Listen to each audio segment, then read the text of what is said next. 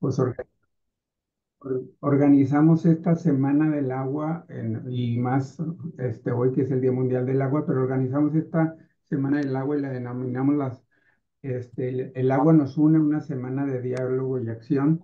Y hoy es nuestro quinto día y felizmente en el Día Mundial del Agua y sobre todo con un tema bastante relevante que tiene que ver con la gestión comunitaria del agua, en donde pues debemos de conocer y reconocer el papel que muchas comunidades juegan para su gestión del agua, su autogobernanza y su manejo que comúnmente los gobiernos no les dan todo el apoyo necesario para que se realice, ¿sí? Entonces creo que va a ser un día muy interesante y sobre todo con grandes expertas que están aquí con nosotros. Pero bueno, antes de iniciar, les vamos a pasar un pequeño video si nos apoyas, Cassandra, si lo tienes o lo puedo proyectar yo, sobre qué es la red Mora y luego ya pasamos a iniciar la seminario.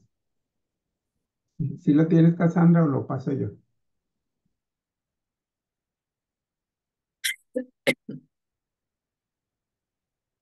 Sí lo tengo.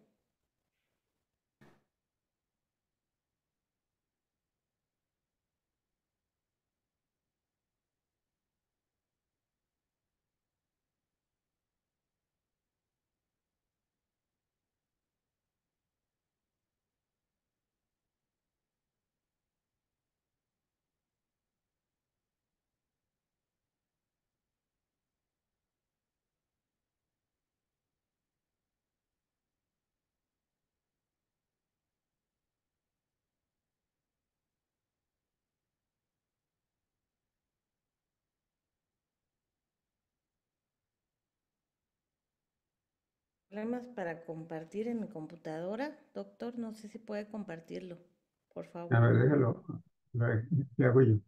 ¿Sí? ¿Lo quitas entonces?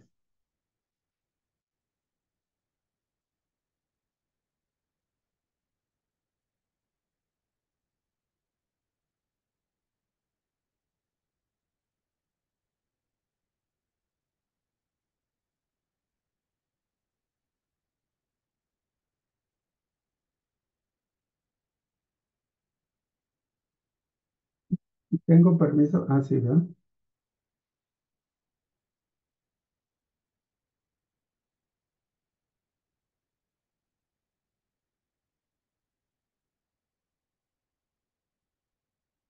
La red de monitoreo de reservas de agua surgió en 2018 como una iniciativa nacional que reúne a 29 universidades, 31 organizaciones civiles y 11 instituciones gubernamentales con un propósito común: mejorar la gestión del agua en México.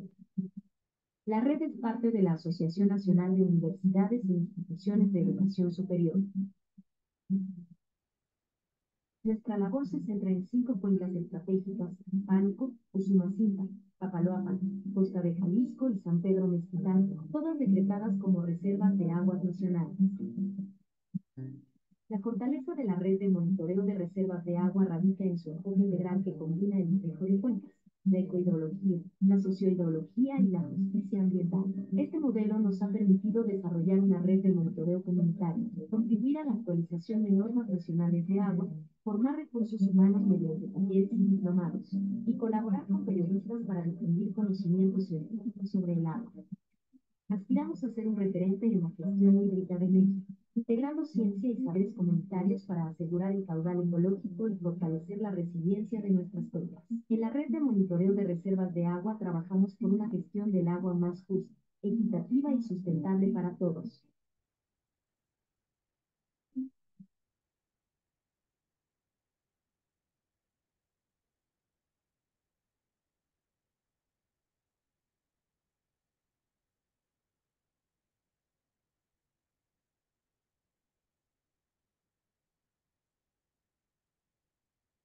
Sí se vio, ¿verdad? Ah, muy bien. Bueno, pues ahora sí empezamos con el seminario y le cedemos la palabra a la doctora Carmen Maganda del INECOL y también de la cuenca de Papalhuapo. Adelante, Carmen. Muchas gracias, Luis. Pues voy a compartir la presentación, lo iré haciendo una por una con de las ponentes, porque bueno, tenemos un panel estrella. Me honra mucho presentar a las tres colegas y me encanta que es un panel también femenino. Creo que nos estaba haciendo falta en toda la sesión, donde todas, desde moderadora y las tres ponentes, somos mujeres, así que es un gran gusto. Pues comienzo presentando a la doctora Edith Kaufer-Michel. Perdón porque el formato aquí no me permitió todos mis juegos que quería, pero bueno, ella es doctora en ciencias políticas por Sciences Po de Aix-Marseille, la Universidad de Aix-Marseille en Francia, y profesora investigadora titular en el CIESAS, en el Centro de Investigaciones y Estudios Superiores en Antropología Social, en Chiapas. Pertenece al Sistema Nacional de Investigadores e Investigadoras número 2, nivel 2. Es actualmente co-coordinadora del grupo de trabajo Management of Strategic Resources, Environment and Society del Consorcio de Investigación Comparativa RIS-RICE en Integración Social, Elevación Social. Es editora asociada de la revista Regions and Cohesion con Berhan Journals, también de Journal of Water Resources Development en Taylor and Francis y de la Sociedad Ambiente del Colegio de la Frontera Sur.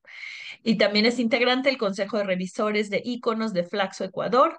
Entre sus ámbitos de investigación, pues están las cuencas y las aguas transfronterizas, las dimensiones políticas del agua y la extracción de los sedimentos fluviales, las fronteras y género y agua en escenarios de campo ubicados al sur de México, Centroamérica, África Occidental, el Mediterráneo y la frontera entre Francia y Suiza. O sea, el espectro que contempla aquí Super Edit Expertise es bastante amplio. Ay, perdón, se me movió.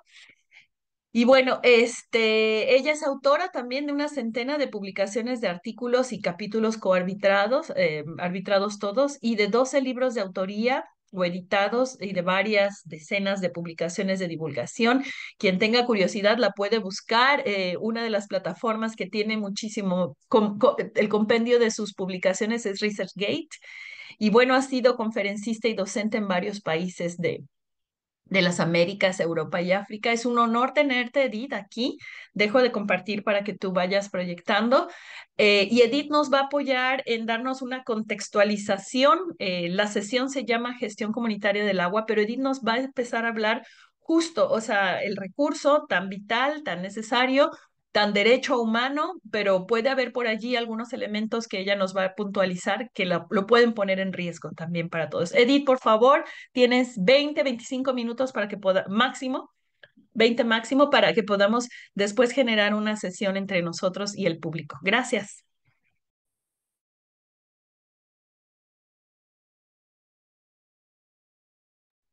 No te escuchamos, Edith. No sé si tienes tu micrófono apagado.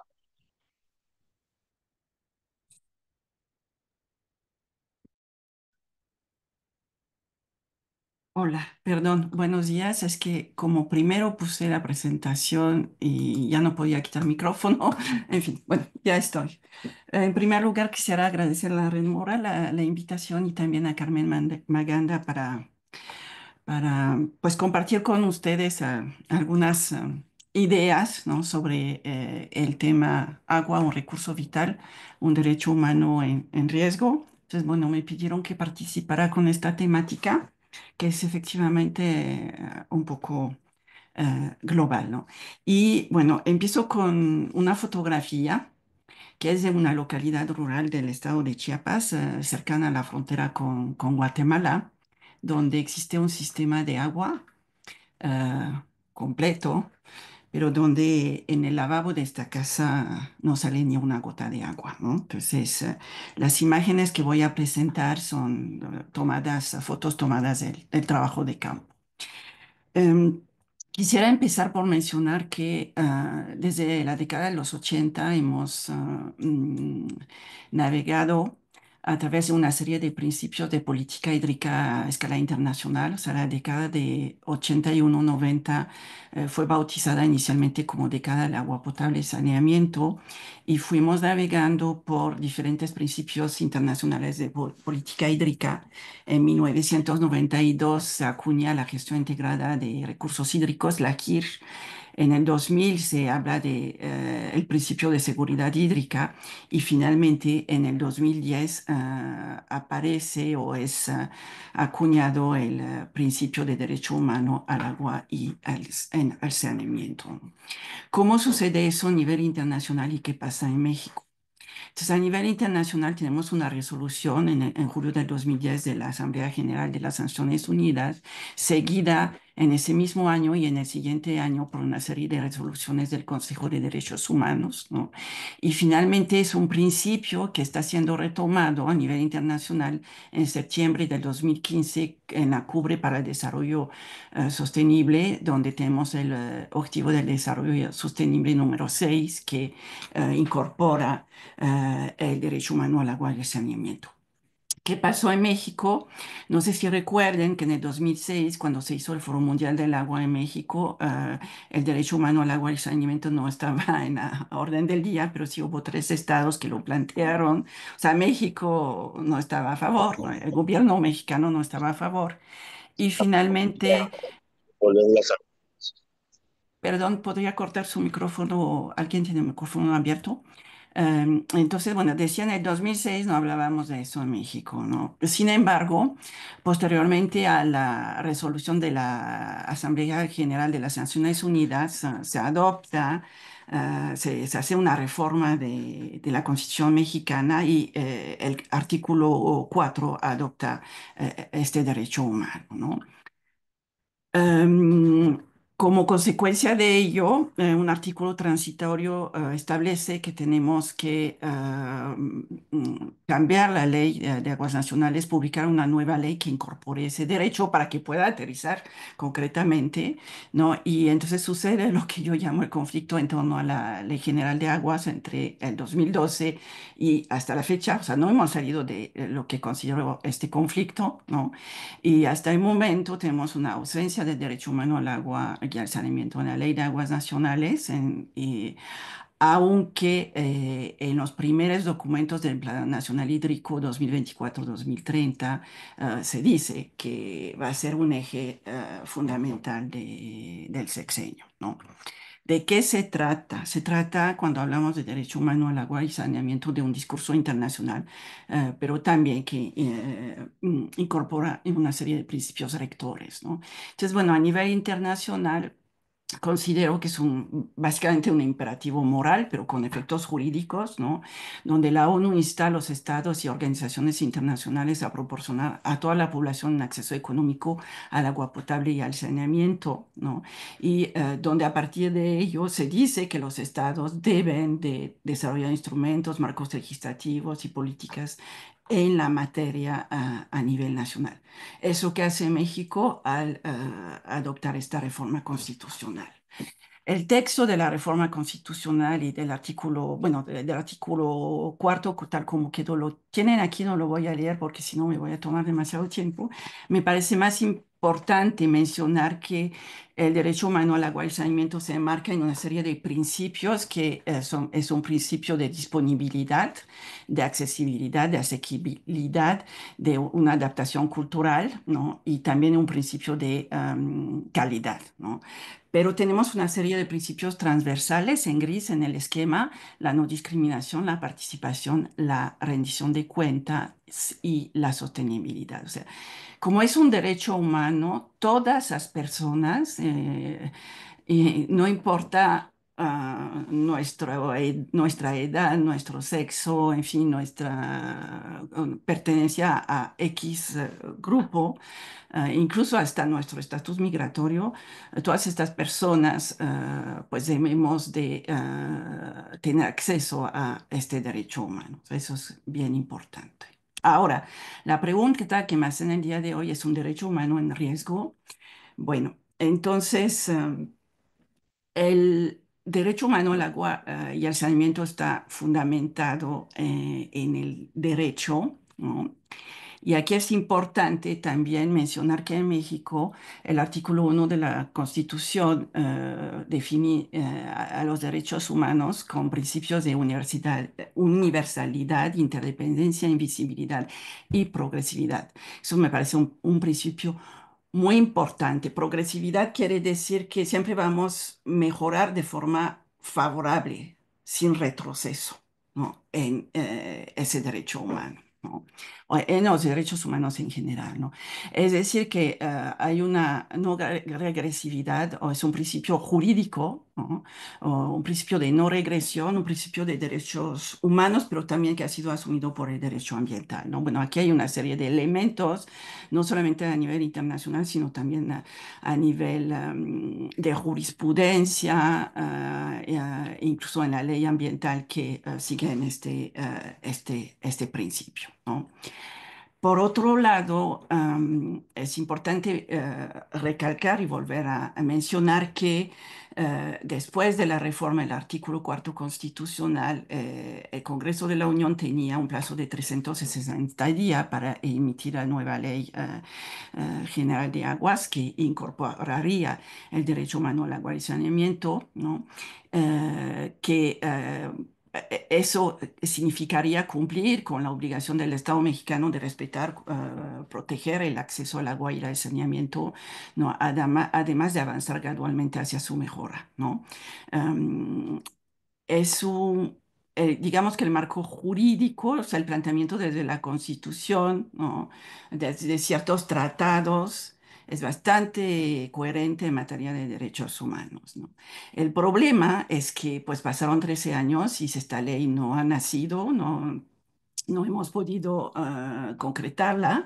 Como les comentaba, a partir del 2012 hay una serie de organizaciones y personas del mundo académico que proponen una propuesta de ley ciudadana. No es aprobada, entra en conflicto con la llamada ley Korenfeld, que, bueno, por el apellido de quien era en su momento el director de la Comisión Nacional del Agua. Entre 2015 y 2017, 21 estados hacen reformas o adoptan nuevas leyes estatales. En algunos de los casos está el derecho humano al agua y al saneamiento, en otros no. En el 2017-2018 se intenta desde el Congreso de la Unión proponer la famosa ley Pichardo del nombre de un diputado. Y bueno, pues hasta el momento no ha pasado nada en materia de legislación y tenemos en este momento en la mesa la propuesta de reformar la ley de aguas nacionales, pero también de proponer otra ley general de aguas que incorporaría este derecho humano. Ahora, ¿qué pasa a escala nacional y local con este derecho? Entonces, bueno, yo vivo en el estado de Chiapas y les aporto algunos datos concretos, ¿no? Un primer elemento muy importante es el tema de la mortalidad por enfermedades diarreicas, ¿no? Aquí pueden ver en este esquema que en Chiapas hasta el 2007 estábamos en el ranking número 1 de muertes por, perdón, enfermedades diarreicas en menores de 5 años. Y el problema es que hoy en día ya no tenemos esta información disponible, entonces no sabemos cómo está la situación, ¿no? Aquí hay un problema con el principio de información y de participación que está incluido en el derecho humano al agua y saneamiento, ¿no?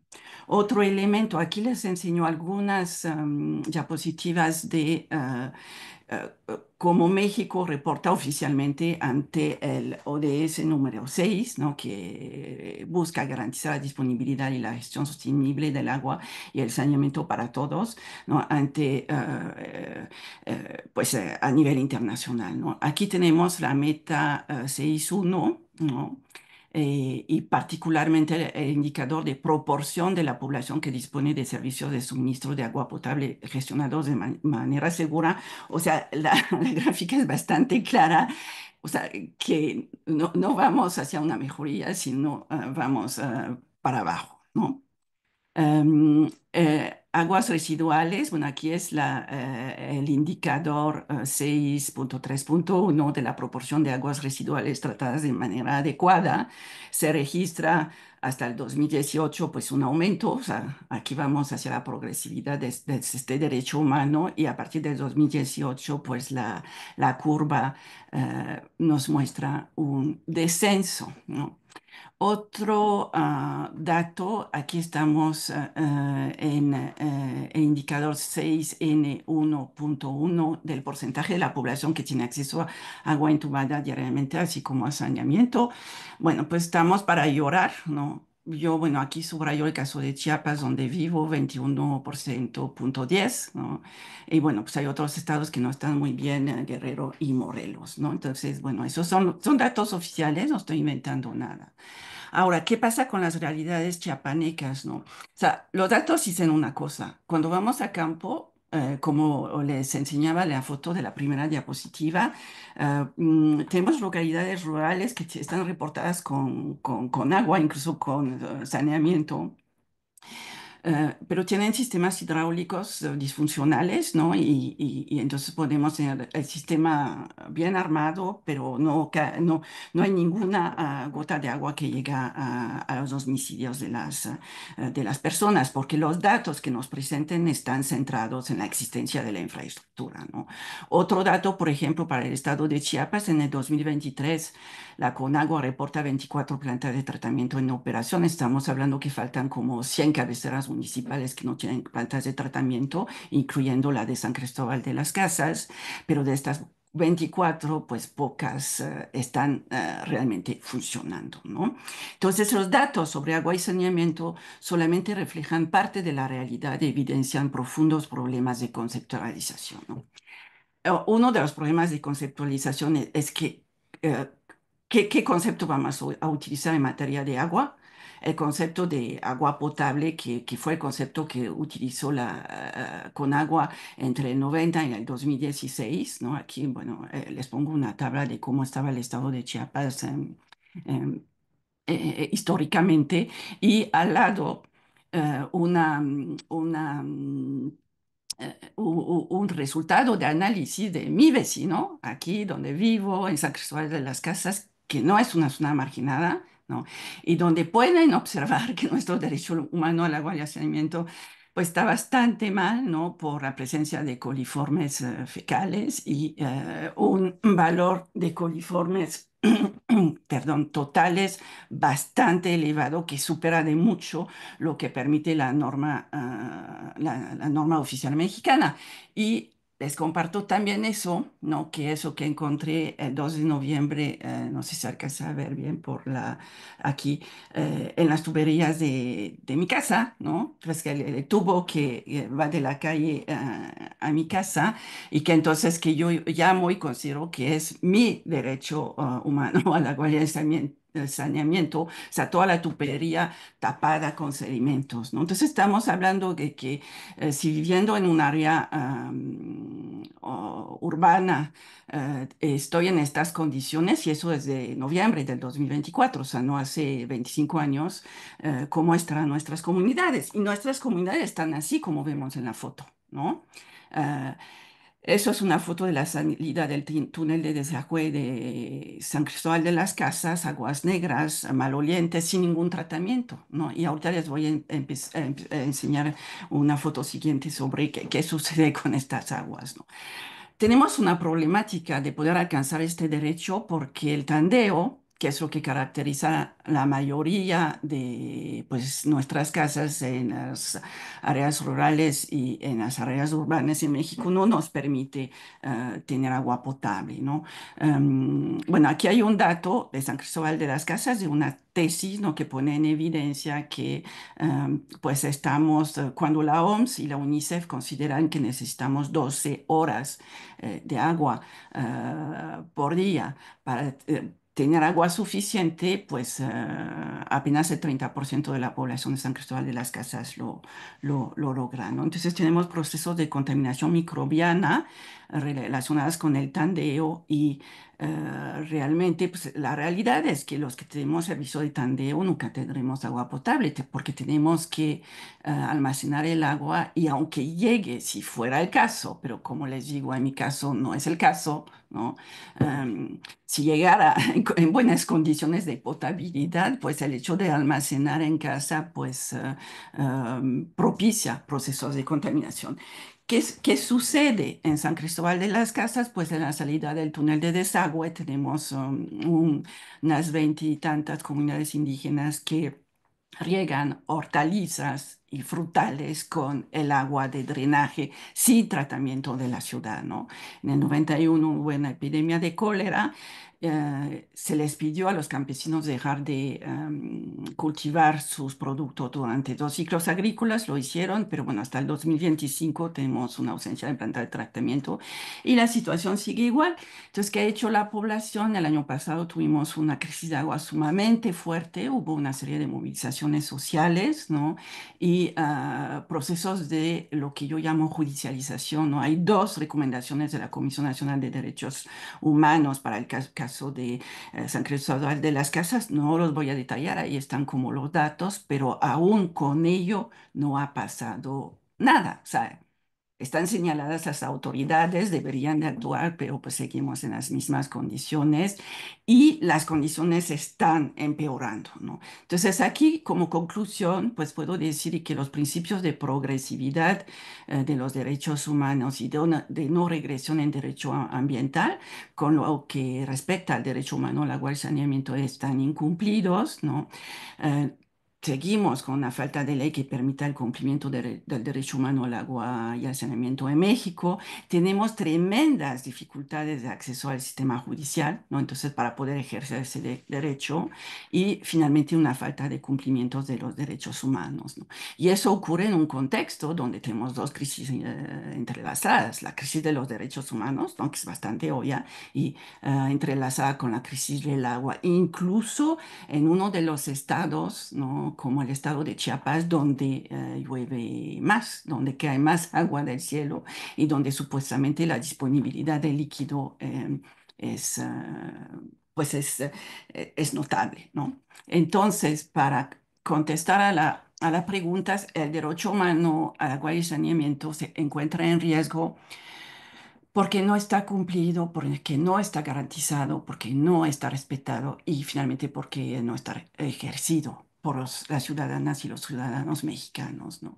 En este contexto, y para no terminar con una nota negativa, creo que es importante construir una democracia ambiental, como lo menciona mi colega Isabel Michalet, ¿no? Y en este caso, creo que más allá de lo que ya mencioné, que sí existe en México en materia de jurisprudencia, y bueno, esperando también que pues, en algún momento alguna ley de aguas incorpore el derecho y que haya un reglamento, ¿no? Porque sin reglamento es también difícil, ¿no? Existe también a nivel internacional textos, bueno, convenios, acuerdos como el Acuerdo de Escazú, que fue ratificado por México en el 2020 y entró en vigor a escala internacional en el 2021, ¿no? Que establece la información ambiental, la participación pública en los procesos de toma de decisiones ambientales y el acceso a la justicia en asuntos ambientales, ¿no? Y obviamente se rige por el principio de progresividad y, bueno, prohíbe la regresividad, perdón, en el tema bueno, el tema ambiental en general, ¿no? Pero que eso nos sirve también para reafirmar la importancia del principio de progresividad en materia de derecho humano al agua y al saneamiento en México, ¿no? Esperemos, ¿no? Que el acuerdo de Escazú nos ayude a avanzar en materia de la construcción de una democracia ambiental en México y sea más allá de un elemento más en el discurso internacional y mexicano del derecho humano al agua y al saneamiento. Y con eso termino. Muchas gracias. Muchas gracias, Edith, y gracias también por respetar tu tiempo asignado, porque pues fue muy poco para la riqueza de contenido que nos acabas de presentar y el contexto, ¿no? Crítico de cómo está la situación del derecho humano al agua en México. Abrimos para algunas preguntas, abrimos un primer espacio de 5 minutos y entre la audiencia o los que están conectados, bueno, todo es virtual. Si hay alguna pregunta o comentario sobre la presentación. Mm, Yo No creo que veo abierto. ahorita. nada escrito. Sí, alguien, Efren, prendió su micrófono. Adelante. No, ah, estoy- Ya no le escuchamos. Se bloqueó su micrófono. Bueno, también pudieran escribir, o sea, si por algo está fallando técnicamente, también pudieran escribir las preguntas. No se preocupen si ahorita van surgiendo en el camino los cuestionamientos, los podemos ir anotando y va a haber un espacio después de las tres presentaciones donde vamos a poder platicar un poco más. Por ahorita, bueno, Edith, muchísimas gracias. Vamos a esperar. Yo también dentro de la moderación tengo algunas preguntas. Bueno, Carmen Maganda, que entró con Carmen Maganda, que no sé quién es porque yo soy Carmen Maganda. Sí, aquí hay una pregunta. ¿Quién eres, perdón? ¿Te pudieras presentar? Soy Luisa. No Ay, sé, Luisa, perdón. no sé por Entraste con mi qué, enlace. no sé por qué aparezco como Carmen. Bienvenida, de todas maneras. Sí, ¿tienes alguna pregunta, Luisa, para Edith? Sí, a ver que si sale mi foto cuando prendo la cámara. Sí, soy Sí, yo. sí te ves. Bueno, eh, Edith, mucho gusto volverte a ver después de muchos años. Pues te felicito por una exposición muy concisa, muy precisa, un diagnóstico alarmante como lo es en todo el país cuando nos ponemos a esta tarea. Te quería preguntar, ¿qué existe como instancias de participación de la ciudadanía para poder incidir en cambiar el rumbo de las cosas, en Chiapas en particular? Yo, desde mi experiencia de más de 10 años en consejos de Cuenca, diré algo muy breve sobre esto. Pero me gustaría conocer tu experiencia, a ver si coincide con las conclusiones de muchos de nosotros sobre este espacio y cómo está y cómo visualizarías tú algo equivalente donde podamos realmente poder participar con incidencia. Bueno, pues en el caso de Chiapas, todo se cayó. O sea, bueno, sí, sí, todas esas organizaciones de Cuenca, o sea, el Consejo de Cuenca de Grijalva Usumacinta dejó de funcionar desde el 2019 y en el 2019 ya no estaba funcionando. La mayoría de los comités de Cuenca, en algún momento Chiapas era el estado con el mayor número de comités de Cuenca en toda la República Mexicana, ya no están funcionando. El gobierno del estado ha recuperado ciertas comisiones y algunos comités, pero fue en la sección anterior, entonces ahorita hay otra cosa que es diferente, ¿no? Entonces como que esta organización seccional a nivel estatal, pues, o sea, que obviamente que están vinculados con intereses políticos, con ciertas alianzas y redes, o sea, hace que pues no tenemos nada, efectivamente, no. Está la movilización social. El año pasado en San Cristóbal de las Casas hubo unas marchas, de hecho encabezadas por mujeres, ¿no? Madres de familia, porque además no mencionó, pero hubo un problema de salud que incluso fue denunciado por colegas académicos muy fuerte, o sea, problemas ya graves, ¿no? Entonces, realmente no tenemos nada, o sea, todo está por construir, ¿no? Y tampoco veo como mucho rumbo en este aspecto, ¿no? Yo trabajo mucho en la otra parte, ¿no? Bueno, del sureste, si es que geográficamente es el sureste, que es la península de Yucatán. De hecho, acabo de estar ayer ahí, donde veo que, por ejemplo, el Consejo de Cuenca, la península de Yucatán, ha sido súper ultra activo en los últimos años, ¿no? Entonces, como que veo que es completamente diferente, depende mucho de las personas, ¿no?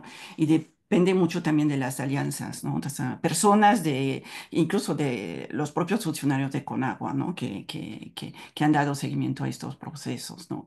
Entonces, realmente creo que, bueno, la mala noticia es que no sé cuál es el rumbo. No sé cómo podríamos, pero finalmente tenemos como todo un escenario para, pues, pensar e intentar construir, ¿no? Em, pero aquí no veo hacia dónde, ¿no? Porque existen, pues obviamente conflictos también entre organizaciones, entre diferentes grupos, en fin, es muy complejo, ¿no? La situación es bastante compleja. Lo que nos aqueja mucho en el Estado, pues ha sido la cuestión de la inseguridad, ¿no? O sea, hay grupos que han dejado de participar y de trabajar en comunidades porque no pueden llegar ahí, porque las vidas de las personas que se desplazan hacia las comunidades bueno, ha estado en riesgo. Nosotros mismos, yo ya no estoy trabajando en Chiapas. Estoy trabajando en otros estados por las cuestiones de la inseguridad.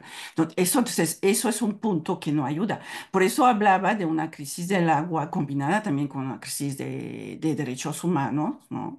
Porque pues eso nos afecta mucho y creo que no ayuda mucho a poder pensar hacia dónde construir, ¿no? A diferencia de otros estados y comparo con lo que conozco de la península de Yucatán, donde veo que sí, o sea, hay como maneras de tejer alianzas, maneras de hacer propuestas. Recientemente hubo un gran convenio entre el Consejo de Cuenca de la Península de Yucatán y todas las instituciones académicas que están trabajando en la región, en fin, o sea, como que se ve otro ambiente, ¿no? Pero depende mucho de quiénes estamos, ¿no? Y también cuáles son las condiciones de nuestro entorno, ¿no?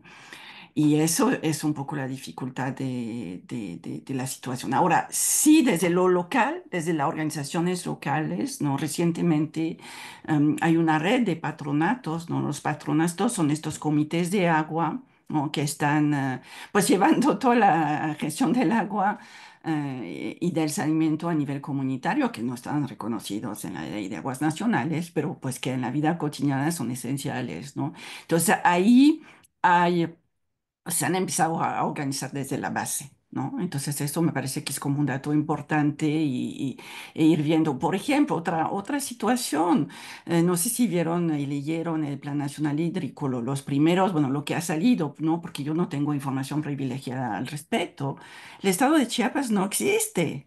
En el Plan Nacional Hídrico no hay nada para Chiapas, ¿no? Como si todo estuviera tan bien, ¿no? Entonces, que por cierto, pues es una serie de 16 grandes obras y no vemos muchísimo más allá de ello, ¿no? Y entonces ahí sí las organizaciones, ¿no? Y algunas personas del mundo académico, pues han empezado a protestar de decir, bueno, entonces, ¿qué va a pasar con todos los problemas del agua que tenemos en el estado? No es porque tenemos mucha agua, aparentemente, por lo menos la que cae del cielo y la que va por algunos de los ríos que estamos acercándonos al derecho humano al agua y al saneamiento, ¿no? Básicamente, con lo que acabo de decir, es completamente lo contrario. Ya. No, nos da Perdón. para eso y mucho más. Gracias por la respuesta también, la pregunta y la respuesta. Vamos justo acercándonos y a Luisa le va a corresponder cuando llegue su momento, es la tercera ponente. Vamos a ir acercando justamente hacia la acción social, ¿no? Y Luisa nos va a hablar de algunos ejemplos cuando corresponda, pero por ahora quiero darle la palabra a Georgina Vidriales, que es nuestra segunda ponente, y yo elaboré también una presentación para ella. Espero que la pueden ver ya allí. Georgina es licenciada, Georgina Vidriales Chan, es licenciada en antropología por la Universidad Veracruzana, maestra en desarrollo regional sustentable por el Colegio de Veracruz y actualmente es coordinadora de vinculación, comunicación y biomercado en la organización civil Sendas AC, que desde allí está en el 99 impulsando la gestión colaborativa de territorios bioculturales con un enfoque de cuenca en el centro y sur de Veracruz. En Sendas AC ya ha participado en el proyecto de gestión compartida de la cuenca del río Pisquiat. Este es un proyecto de investigación-acción que se desarrolla, bueno, que trata de proponer herramientas para la toma de decisión y contribuye al diseño de mecanismos de financiamiento y políticas públicas en torno a la compensación por servicios ecosistémicos y con énfasis en los servicios hidrológicos, vinculando el campo y la ciudad. También ha sido evaluadora externa y colabora en proyectos ambientales en México y ha presentado su trabajo en foros nacionales e internacionales sobre la gestión de cuencas, redes alimentarias alternativas, calidad del agua, directora de derechos humanos, perdón, temas de derechos humanos. En fin, su CV es bastante vasto. Yo quiero hacer énfasis también a su participación en redes del agua. Me están diciendo que no se alcanza a ver toda mi pantalla, pero lo que pasa es que, Cassandra, tengo doble pantalla en mi laptop y si pongo todo se me va a la otra pantalla y ya he presentado problemas en tratar de verlo así. Así que una disculpa si se ve un poco combinado. Estaba comentando que Georgina forma parte de Redes del Agua México y representa a la sociedad civil en End of Water Poverty, final de la pobreza del agua, donde promueve el acceso equitativo al agua y saneamiento. Y bueno, su labor se centra en la sustentabilidad regional a través del trabajo colaborativo, interdisciplinario, transdisciplinario y muy orientado a generar un diálogo de saberes y la divulgación en distintos medios y plataformas. Aquí paro la presentación. Por favor, Georgina, es tuyo el piso y tienes máximo 20 minutos para que podamos abrir a preguntas entre nosotros. Gracias. Ok, gracias. Bueno, voy a compartir mi presentación. Ahí ya debe de verse. Sí, ¿verdad? Ahí estamos. Sí, Solo si lo puedes hacer más amplio o presentas, perfecto, ya está. gracias. Ya. Bueno, yo, o sea, la invitación fue a hablar como de políticas públicas y gestión comunitaria del agua. Y eso me conflictó mucho porque dije, bueno, ejemplos claros que tengamos de esto, ¿no? Y pues bueno, regresé siempre pues a nuestro origen, que es este caso del programa de servicios ambientales en la cuenca del río Pisquiac, que pues comenzó como un proceso de investigación-acción y bueno, hemos logrado cincelar las estructuras para poderlo poner algunos de los elementos de esta gestión que tiene que ser más integral del agua en pues, elementos de política pública. Entonces, bueno, soy Georgina Vidriales, ¿no? Y pues les voy a presentar la experiencia que tiene 19 años desarrollándose en Sendas. Em, bueno, pues un poco de contexto, pues Jalapa tiene que está en el centro de este mapa, tiene una precipitación promedio de 1.500 milímetros anuales. Hoy en día, pues hay zonas que van a reducirse de la región, ¿no? Y otras que van a tener más agua con cuestiones de cambio climático. Pero, pues irónicamente, pues por una cuestión de gestión principalmente, está sufriendo, no puede sufrir en los próximos años, está sufriendo un colapso hídrico. Esto por cuestiones de infraestructura, perdón, me salí. Voy para atrás. Por cuestiones de infraestructura, por un asunto muy importante de brechas sociales en cuestión de acceso al agua y pues sí, los efectos del cambio climático. Porque pues Jalapa depende de la lluvia y de la niebla. Sí, no hay lluvia y niebla a lo largo de todo el año, pues el sistema de abasto de las cuencas abastecedoras, pues entran en una cuestión de no poder proveer agua, cada vez más demandante la ciudad, ¿no? Y entonces, pues es la situación que tenemos viviendo desde hace más de 3 años, porque tenemos sequías en los meses de invierno, que es la que nos provee justamente de agua superficial para la época de estiaje. Entonces, bueno, es un contexto que pues está sucediendo en muchos lugares, pero esto es algo que tenemos bastante documentado. Entonces, desde hace 19 años comenzamos este proyecto que denominamos de gestión compartida de la cuenca del río Pisquiac y pues ahí la cuenca provee el 38% del agua que va de la ciudad para Jalapa, es decir, unos 560 litros por segundo.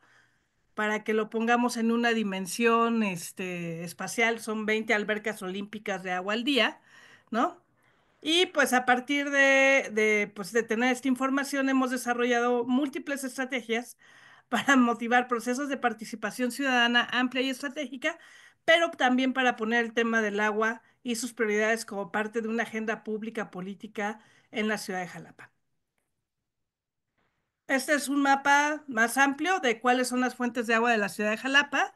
Lo que está en el circulito rojo, eso son los manantiales del Castillo que están en la cuenca del río Actopan, que abastecen casi el 4% del agua de la ciudad, sobre todo a la zona sur de la ciudad. La cuenca del río Pisquia, que abastece el 38.5% del agua. Todo esto es agua superficial, lo que estamos hablando. Y la cuenca del Huitzilapan, que está al sur, que está en el círculo amarillo, está en el estado de Puebla y esta abastece el 58% del agua de la ciudad. La que está al sur es la fuente de agua más reciente de la ciudad que se habilitó a finales de los años 90. Entonces, como verán, bueno, todo esto está parte dentro de la cuenca alta del río Antigua. Y bueno, sí, en la parte oeste ven una división amarilla, ese es el Parque Nacional Cofre de Perote, ¿no? La cabecera de cuenca de parte de esta cuenca alta del río Antigua. Bueno, y lo que ven en gotitas azules es todo un sistema de manantiales y presas que deriva agua a la ciudad de Jalapa. O sea, en la cuenca del río Pisquiac no hay un solo punto donde digan, aquí vamos a poner una presa y la vamos a derivar. Es un gran sistema que depende justamente de que funcione bien naturalmente la cuenca. Porque si el equilibrio se pierde, entonces perdemos como esta capacidad que tiene la cuenca de la provisión de agua para la ciudad y para todos los pobladores que estamos en la cuenca del río Pisquiac, que pues no es menor, somos cerca de 7,000 personas. Esto es un esquema de más o menos lo que sucede en la cuenca del río Pisquiac. O sea, el agua proviene de escurrimientos, ¿sí? De escurrimientos superficiales, que de acuerdo al Instituto de Geología de la UNAM, no tienen más de un año de vida, ¿no? El agua en estos escurrimientos, o sea, es un ciclo que muy relacionado a la lluvia, ¿sí? Tenemos una invasión actualmente en lo que fueron cultivos tradicionales de maíz, ¿no? Y de caña, ¿no? Que son los que venían desde la época de la colonia, pues se está transformando el territorio a cultivos con agrotóxicos como es la papa. Y esto está en estas venitas azules, ¿no? Que pues son las venas donde están las presas que derivan el agua a la ciudad. Y también tenemos pues el efecto de la mancha urbana y de pues la falta de saneamiento a un nivel más alto, que es la falta de plantas de tratamiento o de tratamiento para las aguas contaminadas. ¿Sí? En esta zona no tenemos industria, pero sí tenemos pues todo esto de las comunidades y las ciudades, ¿no? Entonces, Sendas ha trabajado durante estos 19 años para lograr esta compensación ambiental para el manejo integrado del territorio desde varias aristas, ¿no?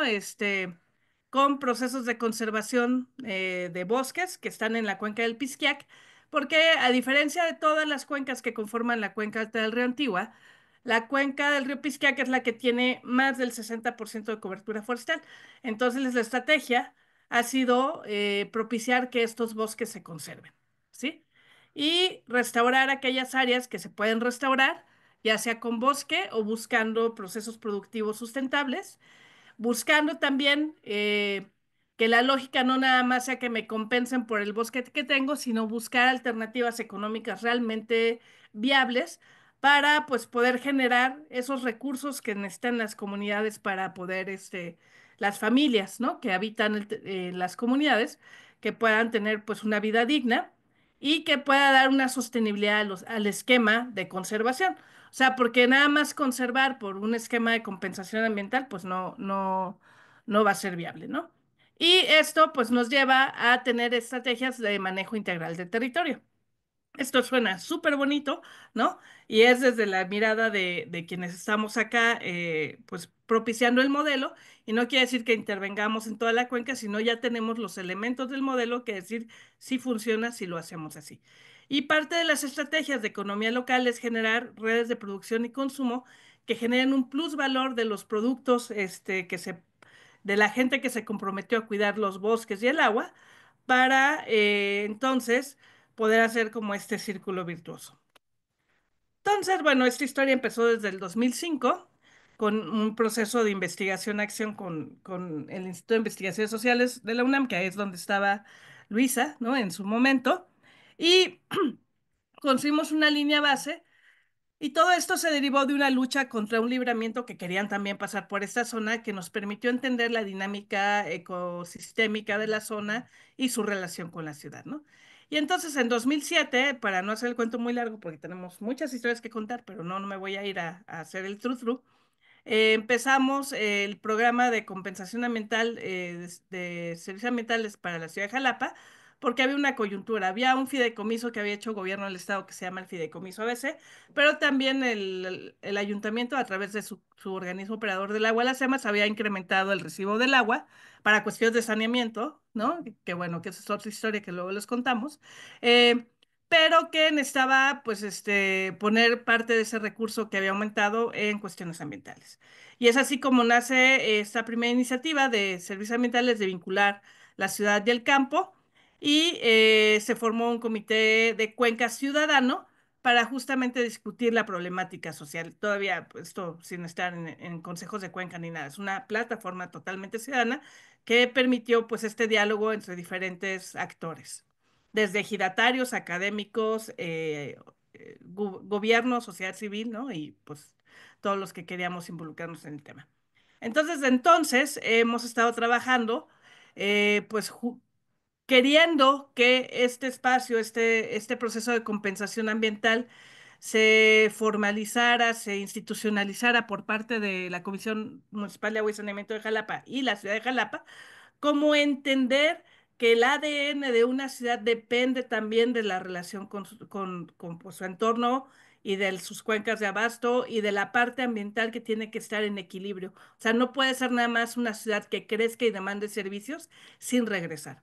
Bueno, em, entonces, bueno, en toda esta lógica hemos diseñado varias estrategias que lo que queremos es que se cuiden las fuentes de agua, que tengamos acceso a agua para aquellas personas que tienen como condiciones de brecha y que pues cambie la forma en que se están haciendo las cosas en la ciudad para que realmente se invierta en infraestructura natural urbana y se recuperen espacios, ¿no? Y también la necesidad de inversión pues en infraestructura gris, ¿no? Esta es una mirada a largo plazo, para lo cual hemos desarrollado toda esta infinidad de estrategias, ¿no?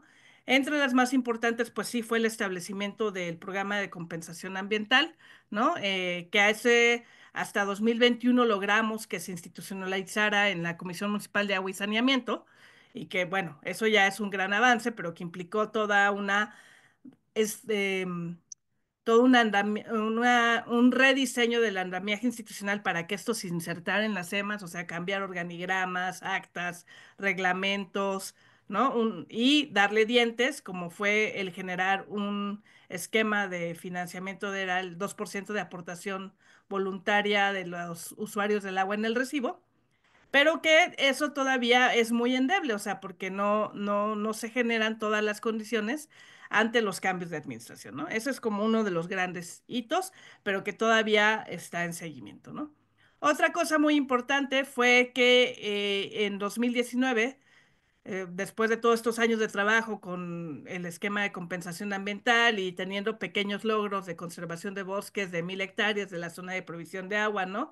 Este, pero que nada más le generan a la gente que vive en el bosque alrededor de 1.200 pesos anuales por hectárea que se pone contra todas las cuestiones que son pues de competencia en la cuenca, como es el derribo de árboles que cuesta 3.000 pesos un árbol para poderlo derribar y hacerlo tabla, o bien lo que está sucediendo hoy en día con la papa, que paga poco más de 10.000 pesos la hectárea al año, ¿no? Entonces, pues la competitividad del programa de servicios ambientales pues está por debajo de lo que sucede, ¿no? Entonces las estrategias tendrían que cambiar para conservar la zona, ¿no? Y bueno, y que la papa aparte incursiona con una batería de agrotóxicos brutal, ¿no? Y entonces, bueno, en ese contexto, pues se generó en 2019 la Estrategia de Gestión Integral del Recurso Hídrico para la ciudad de Jalapa, donde participaron los tres órdenes de gobierno, o sea, municipal, estatal y federal, ciudadanos, organización civil organizada, academia, y confluimos en una estrategia con siete ejes que lo que ha sido muy importante de esto es que daba la pauta y el plan para los siguientes 50 años, ¿no? Y logramos que confluyera, por ejemplo, entre el ayuntamiento, obras públicas, planeación urbana, ¿no? O sea, como todas las áreas y la misma Comisión Municipal del Agua para hacer este plan. Y hasta tuvo un comité de seguimiento, tiene un reglamento en Gaceta del Estado y tal, pero cuando cambió la administración municipal, dijo, o sea, no, ese no va a ser el plan que me rija y lo que está rigiendo es el hacer obra, ¿no? Pero pues estamos esperando condiciones para poder retomar esto. Y lo que es muy importante de todas estas estrategias es que hay ciudadanía que las acompaña. Y eso es de lo que va a hablar Luisa Pareno, porque si no, pues estas agendas van quedando en el cajoncito, en la bolsita de buenas intenciones y qué bonitos deseos, pero no hay quien le dé seguimiento, ¿no? Porque son avances muy importantes que se han hecho desde la ciudadanía, pero que requieren como esta constancia en seguimiento y que los cambios administrativos pues no se lo están dando porque no están vinculando las estrategias de una administración a la otra y con estas miradas de largo plazo, ¿sí? Entonces, bueno, los logros que hemos tenido en la fecha sí es conservar 1.500 hectáreas de bosques en la cuenca del Pisquiac, incremento en las aportaciones para compensaciones ambientales en la misma cuenca y conservar bosques, el cambio en la estructura de la Comisión Municipal de Agua y Saneamiento, que no es menor, que ahora tenga un departamento de gestión de cuencas y de gestión integral del recurso hídrico, que lo tiene, pero bueno, hay que ver que tenga dientes y que realmente integren esa visión y esa mirada nada más, no nada más poner tubos, conectar y generar un negocio, ¿no? Instalación pues, de este mecanismo financiero del 2% que se cayó, el actual alcalde dijo no a más a la aportación voluntaria y que fue posible que con esta aportación voluntaria se extendiera el programa de servicios ambientales no solo al Pisquiac, sino también a la cuenca del Huitzilapan, aquella que decíamos que está en el estado de Puebla. Cambiamos la estructura de gobernanza en el organigrama de SEMAS y también pues generamos estos consejos locales, ¿no? El Consejo de Seguimiento y Evaluación de la Estrategia, que está en la estructura del ayuntamiento, pero no nos han convocado a ninguna reunión, ¿no? Y pues lo que sí hemos logrado durante estos 20 años es generar una corriente de opinión informada en un montón de gente que habitamos la región sobre la temática de la relación del bosque, agua, cuencas, ¿no? Y la necesidad de mantener este equilibrio con esta cuestión que está pasando con el agua. Sin embargo, pues no logramos detener esta inercia de desarrollo, ¿no? Que implica justamente pensar la forma en que se cree que se debe de vivir o de tener el desarrollo económico en una lógica que no es cemento, ¿no? En una lógica que no es el deterioro ambiental de la zona. Y bueno, con estos elementos que tenemos, pues sí creemos, ¿no? Que hemos iniciado un cambio de paradigma eh, para la zona, pero pues que hay muchas cosas que todavía necesitan apuntalarse y que en gran medida estas cosas que requieren apuntalarse están muy de la mano de la voluntad política, ¿sí? Em, y bueno, todo esto pues sí se genera dentro de un nuevo paradigma, como explicaba Edith, ¿no? Un paradigma de derechos humanos, un paradigma de derecho a agua de calidad, de derecho a saneamiento, pero que pues está escalando, ¿no? Justamente este esfuerzo, pero que pues dices 19 años, nuevas generaciones, o sea, y tiene que ser un pase, ¿no? Ciudadano brutal, o sea, es como la lucha del derecho al voto, ¿no? Que es como pero no debe ser tan largo, o sea, porque pues la emergencia está, ¿no? Y la urgencia, pues también, pero no se logra ver en las autoridades, ¿no? Que justamente estos elementos se retomen, ¿no? Porque sí, a los ciudadanos nos toca una parte, nos toca proponer, nos toca justamente generar como estas ideas, pero sí requerimos de esta parte, de esta cuestión que interaccione y lo ejecute de una manera que vigile, ¿no? Que sea el derecho humano el que prevalezca y no los intereses económicos. Entonces, para no llevarme más tiempo, pues ahí me quedo. Sé que hay mucho más elemento que decir y todo, pero pues nada más como experiencia a compartir. Y pues reflexionándola dentro de este Día Mundial del Agua, pues esos retos que todavía tenemos en la región. Muchas gracias, Gina.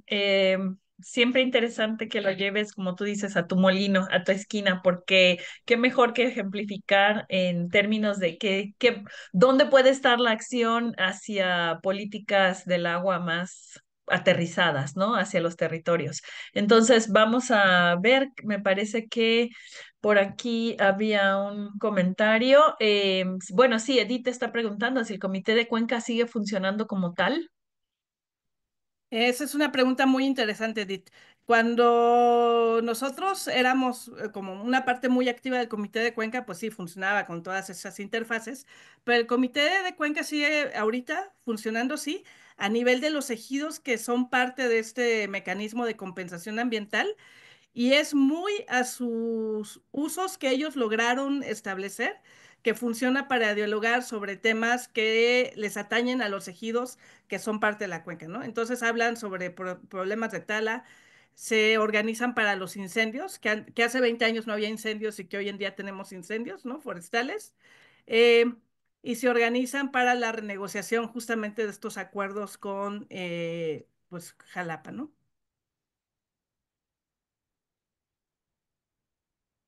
Gracias. No sé si hay alguna otra pregunta. Están entrando más personas también. Muchísimas gracias por acompañarnos. Bienvenidos, bienvenidas.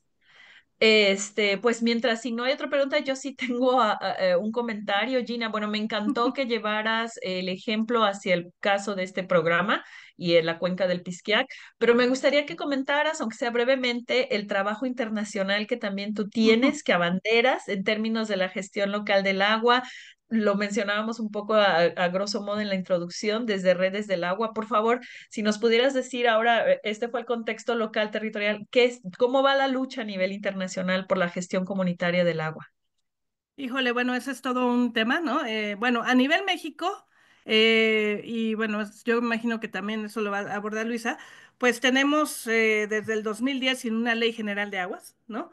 Que justamente retome como estos vínculos y estas nuevas instituciones que se requieren para pues hacer frente a los retos que tenemos actualmente como sociedad en torno al agua, ¿no? Y lo mencionaba muy bien Edith, ¿no? El asunto del acceso a agua de calidad, a la cuestión de asequibilidad, o sea, que no sea económicamente brutal para la gente que quiera acceder a agua de calidad, ¿no? Saneamiento, y cuando hablamos de saneamiento, es saneamiento básico, es tener un sanitario digno, ¿no? Para empezar, y ya luego hablamos si hay plantas de tratamiento y todo eso, pero para empezar, eso es lo que es muy importante, ¿no? Y luego pues eso a nivel de agenda nacional, pues en Redes del Agua lo que hemos hecho es impulsar la gestión comunitaria del agua, su reconocimiento a nivel constitucional, ¿no? Porque pues gran parte de las localidades rurales en México y muchos municipios depende de la gestión comunitaria para justamente poder hacer estas acciones de acceso, asequibilidad, ¿no? Y distribución de agua. Em, Esa es una, y bueno, hemos tenido bastante eco desde la Cámara de Diputados, pero todavía falta un camino muy grande, ¿no? Para poder sensibilizar, pues, esos otros intereses que siempre están en juego, ¿no? En torno a lo que es el agua. Y pues a nivel internacional es pues llevar las voces que pues se usan como plataforma para hacer estos contrapesos, ¿no? Cuando no tenemos muchos contrapesos a nivel país, entonces hay que buscar contrapesos desde otros lugares para hacer visibles esas voces desde la gestión comunitaria. Entonces hay gestores comunitarios de Chiapas, de la Sierra de Songolica, ¿no? De otros lugares que justamente están buscando este diálogo, esta interacción, ¿no? Y que a partir de estas otras plataformas internacionales como es en Water Poverty, ¿no? Que lleva como esto a través de campañas o Sanitation and Water for All, que busca el diálogo entre pares a nivel gobierno, pues se pueden posicionar estos temas en los tomadores de decisiones. Y ahí lo dejo. Muchas gracias, Georgina. Sí, como dices, da para mucho. Y bueno, vamos entonces, ahora sí que vamos escalando y vamos a la parte social. Si quieres, Cassandra, proyectar la presentación, por favor. Pedí apoyo porque sí me di cuenta que aunque trato de poner modo presentación desde el mío, no fue posible, pero quizás Cassandra sí nos lo puede poner en modo presentación. Este, allí va. Perfecto, muchísimas gracias. Bueno, es un honor presentar Se ve perfecto. Es un honor presentar a Luisa Paré Ouellet, que es originaria de Quebec, en Canadá. Es antropóloga, colega, egresada de la Escuela Nacional de Antropología e Historia de México. Ha sido investigadora del Instituto de Investigaciones Sociales de la UNAM, el ISUNAM. Y desde, bueno, una amplia trayectoria que ojalá que estos párrafos, pues, no van a poder hacer justicia, pero nos van a dar toda una idea, ¿no? Ella ha trabajado desde siempre con perspectivas de investigación-acción. Y en los últimos años, me encanta que escribe en primera persona, pues se ha interesado en el enfoque del método transdisciplinario, participando en proyectos de investigación de incidencia de los tipo PRONAI. Su último libro que coordinó con Elio García Campos es un compendio de experiencias en defensa del agua y el territorio en la región de Jalapa, muy recomendable. Quizás si después nos puedes poner el enlace, Luisa. También ha formado, bueno, es parte de Sendas, ha formado parte de la Coordinación Agua para Todos, Agua para la Vida y de la Coordinadora Nacional Autónoma del Agua, así como de Renacer, que es la Red Nacional de Comunidades Envenenadas en Resistencia.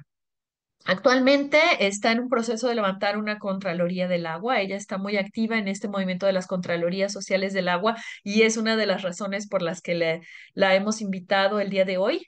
Ella está muy involucrada en la defensa de un manantial que proporciona agua a una comunidad perturbada y cuyo organismo operador municipal parece que no hay una visión de participación comunitaria hacia una gestión más democrática. Y Luisa está muy activa en esta defensa. Entonces también, bueno, me encanta que ella sola se describe como una activista ambiental que vive, camina y defiende su propio territorio, allí donde ella vive con su familia en la región de Jalapa, Coatepec, desde hace 3 décadas y que a la vez pues disfruta ver crecer a su pequeña nieta, que es adorable, y participar en talleres de literatura y meter las manos en la tierra de su huerto y su cafetal. Luisa, yo te agradezco tanto que nos estés acompañando hoy.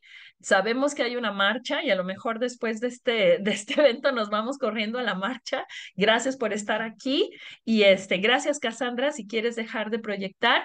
Luisa, no hay una presentación, pero Luisa tiene toda la sabiduría con ella y nos va a estar acompañando de voz y presentando de voz todo esto. Gracias, Luisa.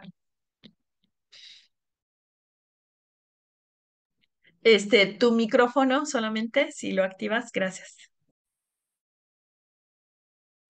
Ya. Gracias a ti, Carmen, por esta invitación. Han sido unos días muy ajetreados por cruce de varias agendas.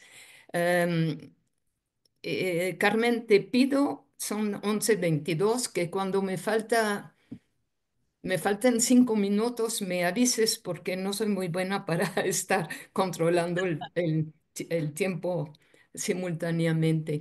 Y Yo te aviso. agradecer también a la Red Mora para participar en este simposio.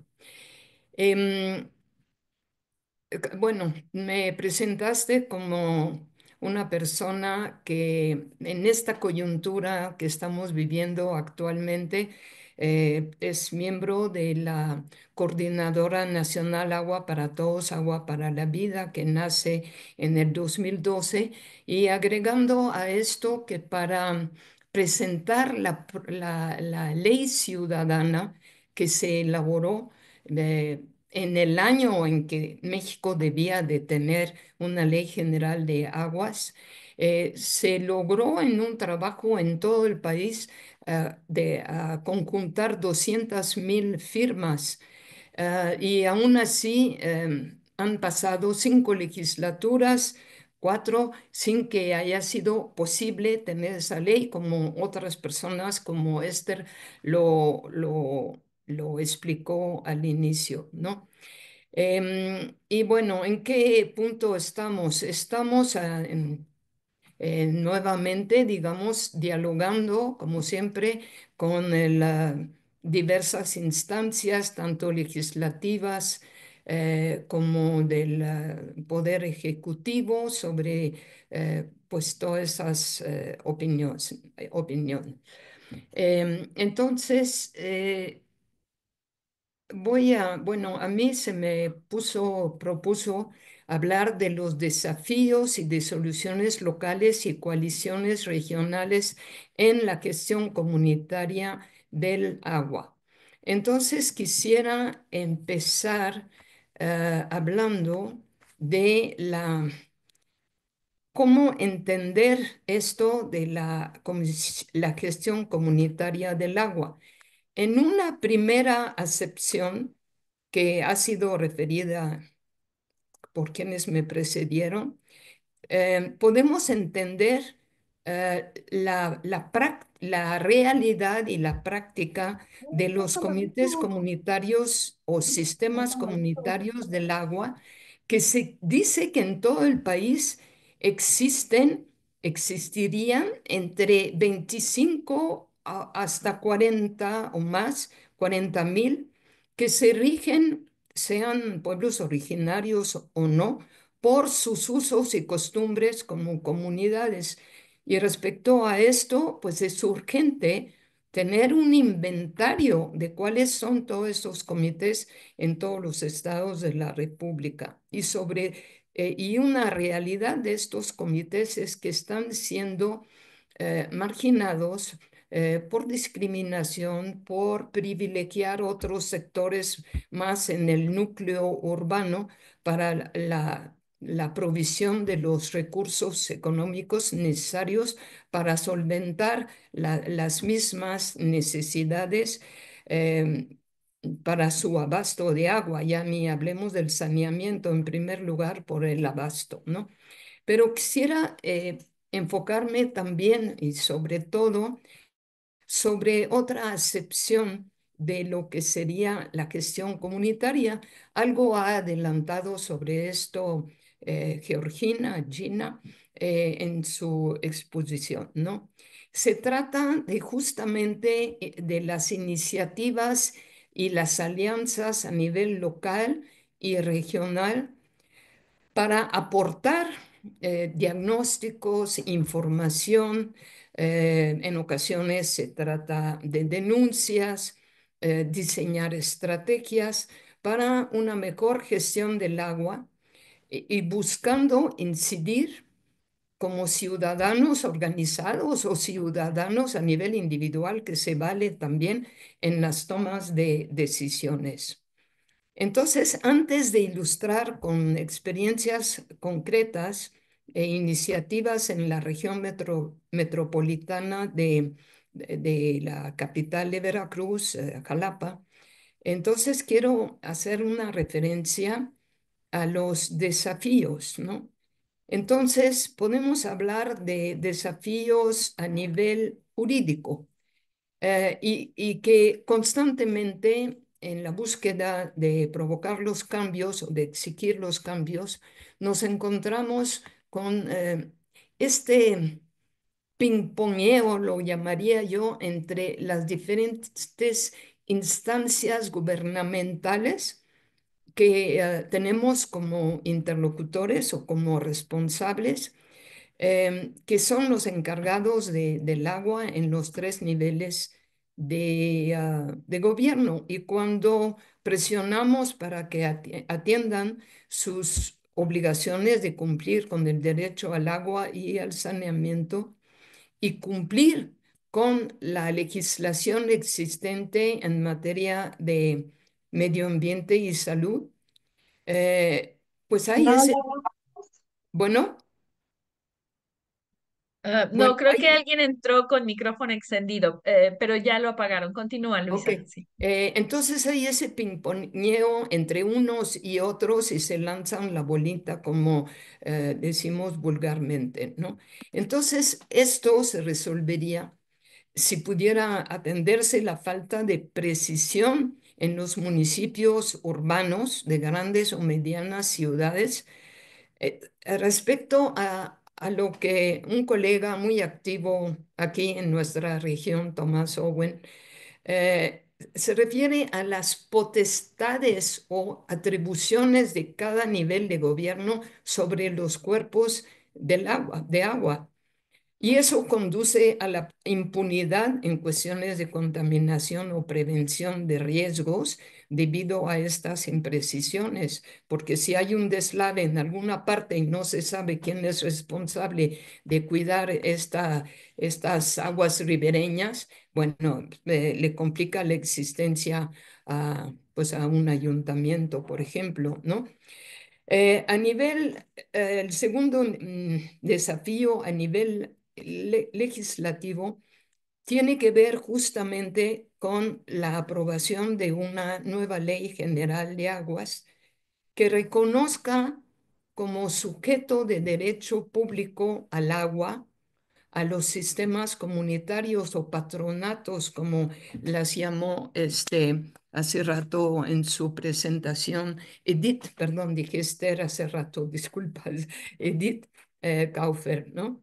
Eh, entonces, es muy necesario este reconocimiento, no solamente para poner en un plan de igualdad a las comunidades rurales y colonias periféricas, sino sobre todo cuando la gestión del agua está municipalizada, ¿no? Y se atiende primero a los centros urbanos. Entonces, que el proyecto de decreto que se va a presentar a diputados y legisladores sea explícito en este sentido y corrija propuestas que se hicieron en la administración anterior hacia ese decreto, de que el municipio decida, por ejemplo, cuándo revocar las autoridades de un sistema comunitario. Pues si es una asamblea comunitaria, ellos son la autoridad y no someterse a la autoridad municipal en ese sentido. En eso constituye ese reconocimiento constitucional, ¿no? También agrego yo, y en relación a lo que, porque lo tengo muy en mi diario ese problema, porque tomo agua de un manantial contaminado por agrotóxicos. Gracias por mencionarlo, Gina. Eh, una actitud y acción importante de prevención de problemas graves de contaminación ligados a la agricultura y a la alimentación en todo el país es aprobar una ley general de plaguicidas, más allá de las normas oficiales que en muchos son demasiado light. um, por ser este asunto, este uso de los plaguicidas, un problema de salud generalizado en todo el país, en todo el territorio nacional. Y para eso se requiere una mejor acción coordinada de los distintos organismos reguladores que garantizan los derechos humanos y, bueno, aplicación de los principios precautorios, ¿no? Y sobre todo una campaña informativa amplia y proporcionar alternativas de bioinsumos para entrar en una transición a la agroecología. Y en políticas públicas se requieren políticas de adaptación al cambio climático. Entra una nueva administración y no es una administración o no son administraciones municipales o estatales incluso de cara al futuro, sino que toman el pasado como ejemplo. Es decir, con políticas de adaptación al cambio climático, ¿no? Y en este sentido, tomando en cuenta que en la región Golfo Centro tenemos más de 900,000 personas, 1 millón prácticamente, sin cubierto su acceso al agua y al saneamiento, más que esto, ¿no? Y tomando en cuenta que viene una disminución o ya está de patrón de precipitación por regiones también, pues los ríos tienen que ser nuestra fuente de agua potable, aunque nos dé asco pensar en esto en este momento, para el futuro. Entonces, tenemos que tener medidas estrictas y multadas cuando no seguidas para descontaminar a los ríos. Y Descontaminar a los ríos no es llegar con camiones, como se está haciendo, denunciando ahorita en la parte alta del río Atoyac de Puebla, Puebla-Tlaxcala, y sacar los lodos acumulados, ¿verdad? Y vertirlos quién sabe dónde.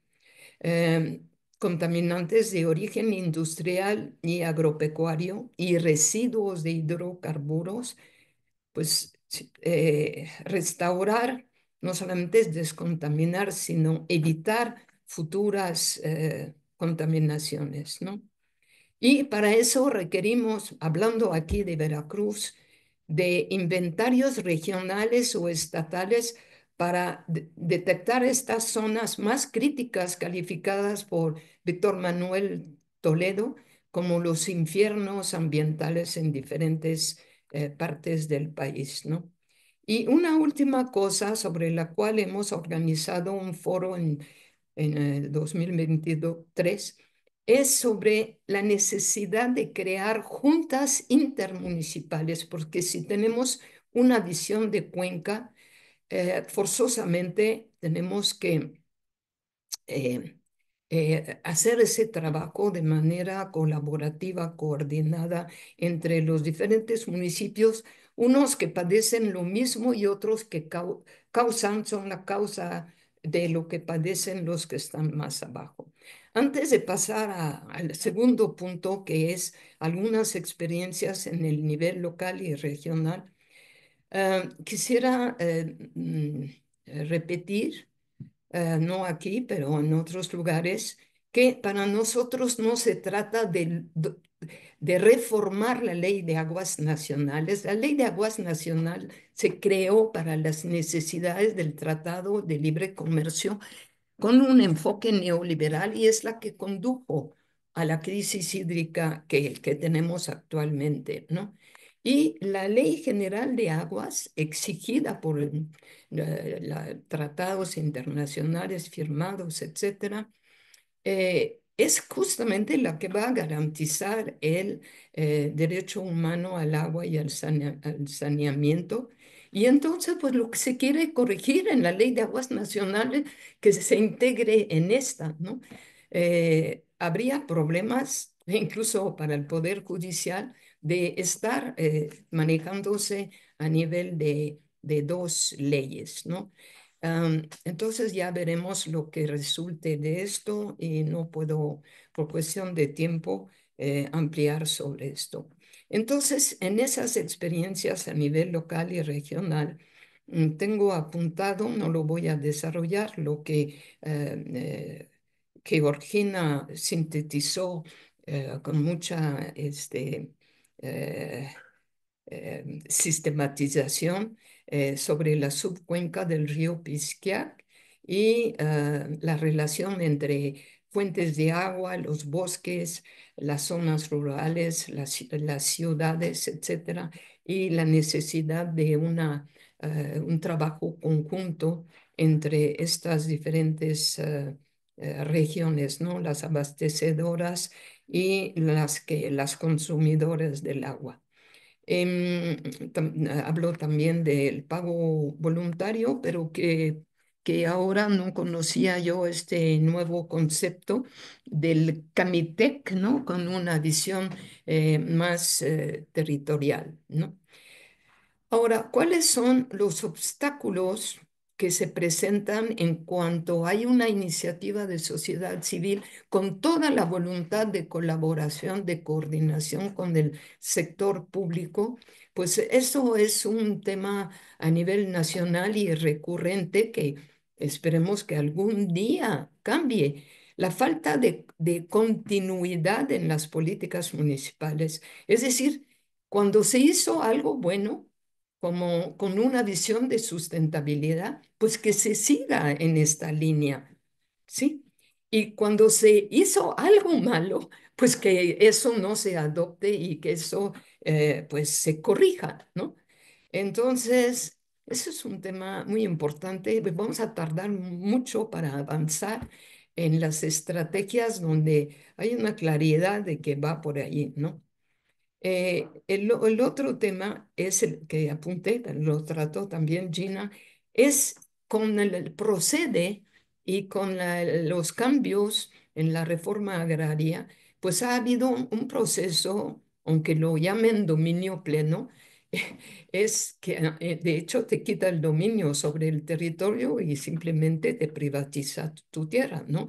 Entonces hay un efecto de una fragmentación territorial a partir y de cambio de uso de suelo, de bosques a papa, bueno, no a papa, a otros cultivos o a papa incluso, ¿no? Y acuerdos que eran comunitarios, pues pierden su base de sustento porque pues ya deja de haber asambleas comunitarias y hay personas externas que son las que deciden, por lo menos por las tierras que compraron, ¿no? Entonces, esto Sí, nos... 3 minutos para ¿Cuánto? recordarte, 3 minutos. Tres ¿Tres? minutos. ¿Tres? Tres. Ok, entonces esto nos lleva a la necesidad de nuevas categorías de protección como bosques de agua, que con 5 entidades federales se está llevando a cabo en la zona de la cuenca del Valle de México, con coordinación intermunicipal e intervención estatal y federal. Aquí tendríamos condiciones ecológicas, geográficas en esta zona metropolitana para una cuestión así, ¿no? Bueno, me paso a hablar de los muchos colectivos que se han formado aquí en la región y que actualmente estamos en un proceso de red de redes, ¿no? Tenemos, por ejemplo, Global Water Watch Veracruz, que participa en promover, capacitar en monitoreo comunitario del agua en ríos, ¿no? Tenemos como réplica, podríamos decir, a nivel local actualmente de una Contraloría Regional Autónoma del Agua. Esas contralorías surgen para colaborar con Conagua, colaborar con las comisiones municipales de ecología, no para estarlas atacando o entonces, quiero mencionar ahorita, porque tengo muy poco tiempo, yo desde hace más de 10 años he estado de vocal de Consejo de Cuenca de la región Golfo e incluso me quedan 2 minutos, impulsando un grupo, un GET, un grupo especializado de trabajo durante los 2 años pandemia para volver a levantar esto. Imposible, porque somos un consejo consultivo con una participación no muy, digamos, propositiva, y aun cuando es propositiva, no tenemos posibilidad de participar en las tomas de decisiones. Entonces, es como decía Edith, desigual. Sonora, por ejemplo, pues surgió todo el posicionamiento a partir del Consejo del Río Sonora.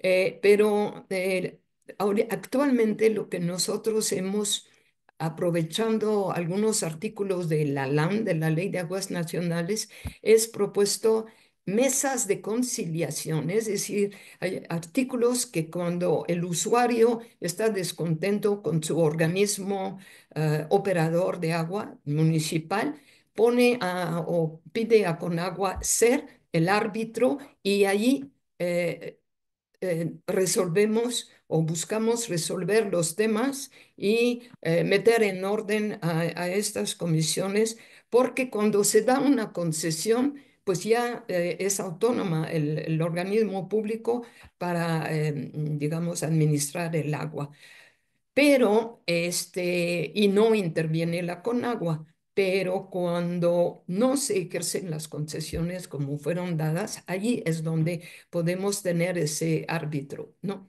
Entonces eso los obliga a compartir información. eh, mm, eh, exigir la participación ciudadana en los órganos de gobierno, tener por lo menos una representación cuando son las empresas. Tenemos dos grandes multinacionales aquí, que no me cabe duda que ellos tienen mucho que ver con esas representaciones en esos órganos de gobierno. Y obligar a planear en relación con el crecimiento demográfico y en el contexto de cambios climáticos que no vemos actualmente estas planeaciones. Luego tenemos coaliciones regionales como asambleas trimestrales a lo largo de la cuenca del río Antigua, donde acuden los diferentes comités, efectivamente, académicos, activistas. Bueno, tenemos una red que se llama Guardianes del Agua, que surge a partir de un proyecto PRONAI que acaba de terminar y bueno, por los cambios en CONACYT, pues no hay un futuro incierto, pero con o sin financiamiento seguimos, y que se llamaba Articulación y Fortalecimiento de Sujetos Colectivos del Agua para la Gestión Integral del Recurso Hídrico en 8 estados y en 9 cuencas. En esta región de aquí es lo que impulsó que nos coordináramos como una red de guardianes del agua.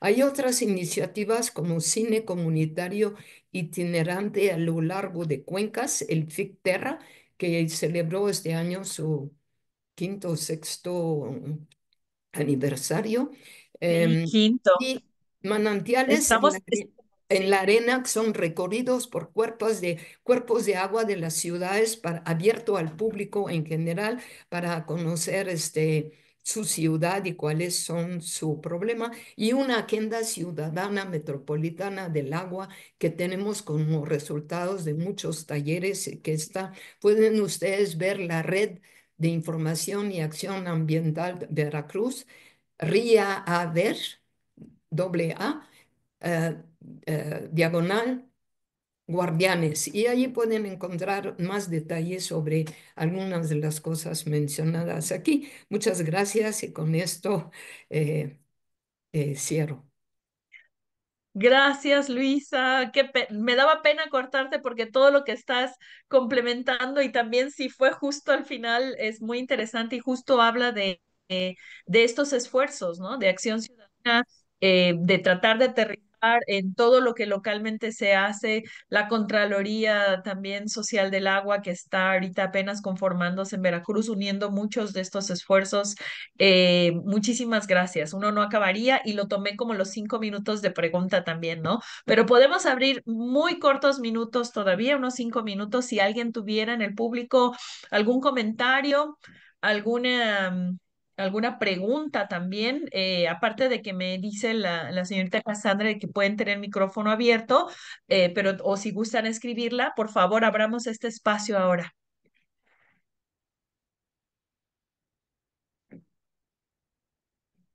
Uno por uno, por favor. Ay, Luis Manuel, por favor, adelante. Tal, yo sí, no, pues agradecerles por tan interesantes ponencias, pero sí, yo tengo un comentario y también me gustaría conocer su visión. Tenemos un futuro sumamente incierto, con organismos de cuenca que no funcionan, con leyes en proceso que no sabemos dónde van a parar, con dos leyes de agua, una supuestamente administrativa, otra ciudadana, pero que todavía no entendemos cómo se van a vincular con un derecho humano al agua que se le va a dar a la ciudadanía, pero no sabemos cómo se les va a hacer efectivo, operativo, porque de todos modos sigue quedando el derecho humano o va a quedar el derecho humano bajo la responsabilidad de los municipios, que vemos que los municipios pues tienen incapacidad o no tienen o no saben cómo podernos abastecer ni una mínima cantidad de agua, y ya no se hable de la calidad, que también es terrible, que usted nos lo, y más Edith nos lo resaltó bastante. Entonces, se ve un panorama sumamente complejo y pues sí, fortaleciendo las comunidades, fortaleciendo la parte organizativa, creo que puede impulsar más, porque del lado político se ve sumamente difícil. No sé cuál es su perspectiva que podamos tener en los próximos años, porque también con lo que decía en el Programa Nacional Hidráulico está enfocado grandes obras hidráulicas y sobre todo a dar más soporte a la agricultura, incluso que al abastecimiento comunitario. Esa es mi pregunta general. Preguntota, la preguntota de los millones. Por favor, Edith, Luisa, Georgina, ¿quién quiere responder? O también cada quien podría ser brevemente, por favor. Eh, yo Adelante. brevemente voy a añadir, y en relación con lo que dice Manuel Martínez, mucho gusto, se necesitan dos cosas fundamentales a nivel de tomas de decisiones de carácter político. Poner al frente de los organismos que tienen que ver con el agua, gente que sabe del agua, ¿sí? Y los nombramientos en diferentes niveles, pues corresponden a, a otros principios o causas. Y entonces, pues esto es un problema. Y el otro es el problema de la disminución de los presupuestos para atender un problema tan urgente. Porque una cosa es escoger tres, cuatro obras emblemáticas importantes y resolver de fondo en esos tres lugares, pero todos los pasivos ambientales que están esperando su turno, esos tienen que ser atendidos, porque es donde está la llave abierta, la llave de los drenajes municipales, la llave abierta que continúa contaminando. Entonces, no veo sin suficientes recursos financieros cómo vamos a salir de esto. Y los pocos recursos hay que cuidarlos como oro, de que no se despilfarren, no se usen en otra cosa. Son insuficientes de por sí, ¿no? Transparencia también. Mucho exigir información por transparencia. Y que las puertas estén abiertas para recibir el apoyo voluntario gratuito de esta comunidad académica, de esta sociedad civil, sin tenernos miedo. O sea, sí tenemos mucha chamba, pero sabemos dividirnos también para atender las cuestiones que nos importan y que son vitales, porque es defender la vida. Gracias, Luisa. ¿Alguien más quiere colaborar, Vámonos a la contribuir marcha. a... Sí, vamos, casi, ya estamos por cerrar. Georgina y Edith, ¿quieren contribuir a esta pregunta de Luis Manuel?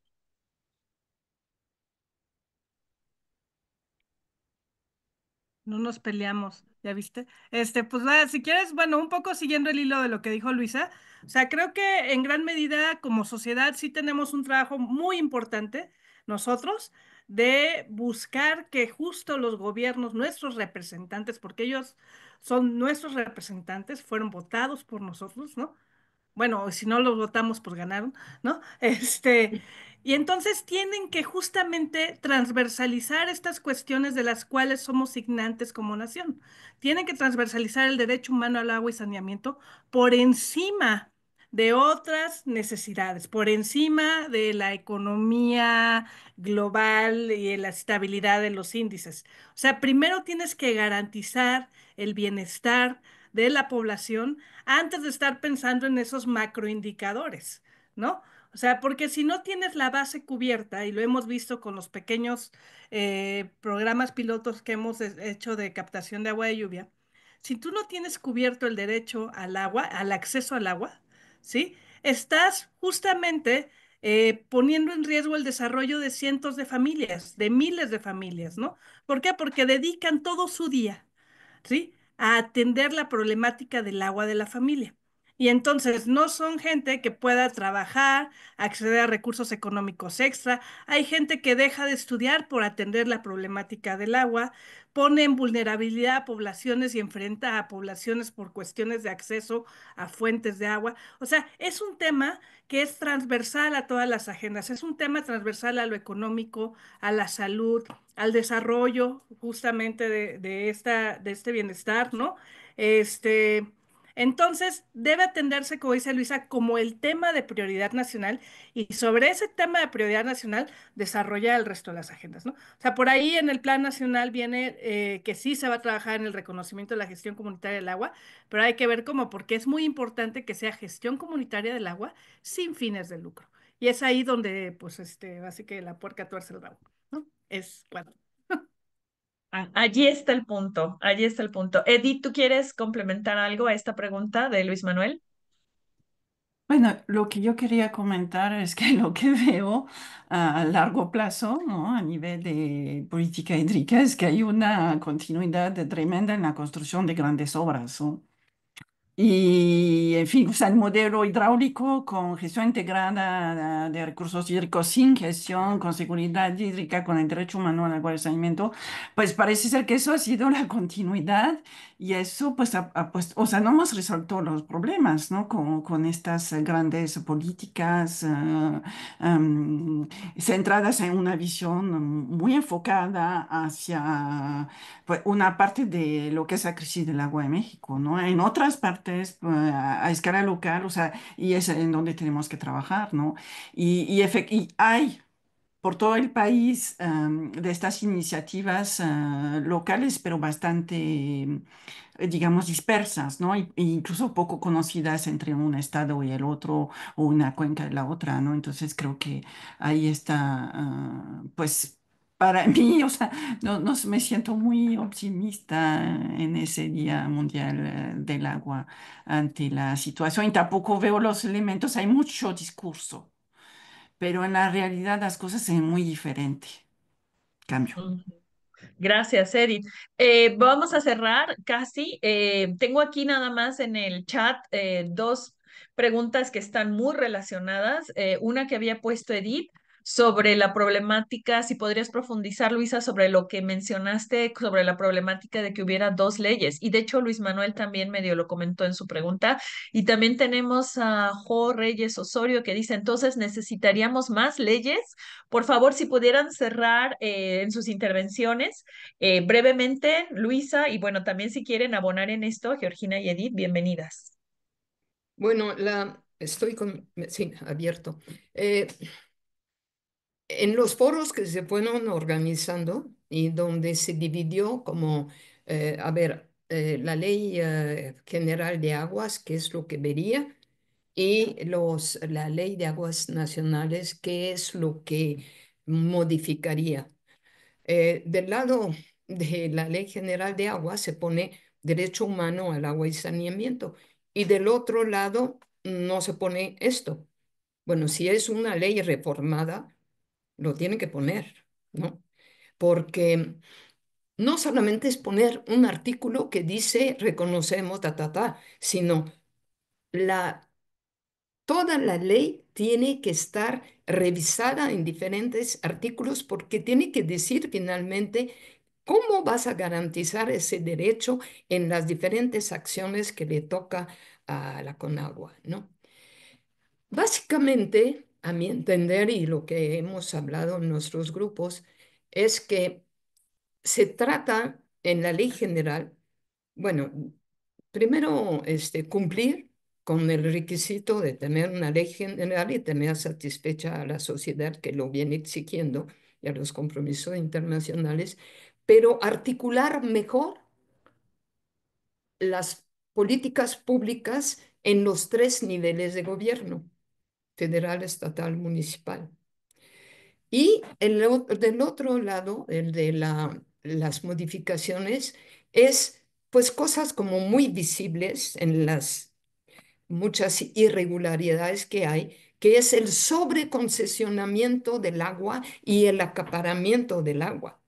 Y ahorita se habla de 7,000 concesiones, pero son muchísimo más y donde se tiene toda la información necesaria sobre ese sobreconcesionamiento, ¿no? Entonces, para no hacerlo, y hay un artículo muy importante que podríamos poner a disposición aquí porque el señor Reyes Osorio nos dice, entonces nos faltan leyes o nos sobran leyes. nos faltan leyes que tengan ese carácter de integralidad, ¿no? De donde se va a desprender que haya una coordinación mucho más efectiva entre todos los que tienen que tener como ejes centrales sus políticas el agua. Yo ponía ahí la minería, ¿qué? ¿No? Ah, y ahí quiero mencionar yo les puedo a través de Carmen o de Luis Manuel Martínez hacer llegar un artículo del constitucionalista de investigaciones jurídicas de la UNAM que se llama Rodrigo Gutiérrez Rivas. Bueno, él hace un análisis constitucional y una de las conclusiones es que habría un problema constitucional en tener dos leyes de aguas, ¿no? Ya Muchas para gracias, decir, Luisa. por favor. Edith y Georgina, ¿quieren cerrar también? ¿Alguna frases, comentarios de cierre, por favor? Voy yo. No es tanto que nos faltan más leyes, lo que sí falta es que el derecho humano al agua y saneamiento esté bajado en la ley, porque como principio de derechos humanos no se va a poder ejercer si no está en la ley, ¿no? Lo que creo que también es que nos faltan que las leyes se cumplan en México. ¿No? Justamente a mí me impresiona mucho cuando en otros países dicen es que el derecho humano al agua y al saneamiento en la jurisprudencia de la Suprema Corte de Justicia de la Nación está ahí, hay elementos, ¿no? Y ver que pues eso no se cumple en la realidad, ¿no? Y entonces incluso, en fin, hay... em, en términos generales, a nivel internacional, México está saludado, aclamado por tener en materia jurídica ciertos avances notables, ¿no? Pero eso es lo que falta es que se cumplan las leyes también en México. Cambio. Gina, por favor, nos das Bueno, tus ujú. reflexiones de cierre. Bueno, aparte de la transversalización, este reconocimiento, lo que falta mucho son capacidades de la gente que está en los puestos, como decía Luisa. O sea, tenemos pocas capacidades a nivel municipal, tenemos gente con muchos intereses y no hay códigos de ética que regulen estos intereses. Por ejemplo, puedes tener un presidente, una presidenta municipal que le encanta el desarrollo, que acapara tierras y no hay nadie que regule porque ese es su plan de desarrollo en los siguientes años y tienen información privilegiada para el desarrollo de los territorios. Y eso pone en riesgo los diferentes, territorios a nivel nacional, ¿no? O sea, porque es justamente la lucha de las visiones y la lucha por el agua, ¿no? Que está en un nivel muy de las transacciones. Entonces yo creo que esa es otra mirada que tenemos que tener, ¿no? Los códigos de ética de la gente que está en los puestos de poder y también la capacitación, transversal a todos los niveles de quienes toman decisiones, ¿no? Porque el nivel más chiquito, si bien es la parcela, el siguiente es el municipal y es donde menos capacidades hay instaladas para toda esta cuestión de transversalización de derechos. Es cuanto.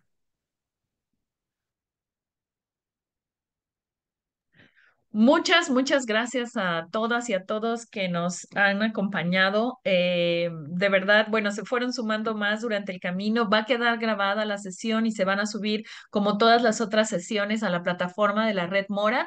Si quieres poner el enlace, Luis Manuel, en el chat, sería genial para quienes no lo tienen y lo quieran compartir también y volver a ver esta y otras sesiones grabadas.